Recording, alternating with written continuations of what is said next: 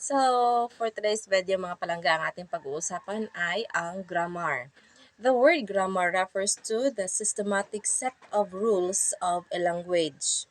A very important rule in English grammar is related to expressing words in their singular or plural forms. When a noun refers to one person, place, or thing, then it is singular in number. When a noun refers to more than one person, place, or thing, then it is plural in number. Examples: singular, girl, and then plural, girls. Yan. Singular, box, plural, boxes. Singular, potato, plural, potatoes. Singular, thief, then plural, thieves. Ayan. So kung may napapansin kayong changes, so malalaman natin yan sa mga susunod na mga videos, bakit naging ganon, bakit may S, may ES, at may nagbago.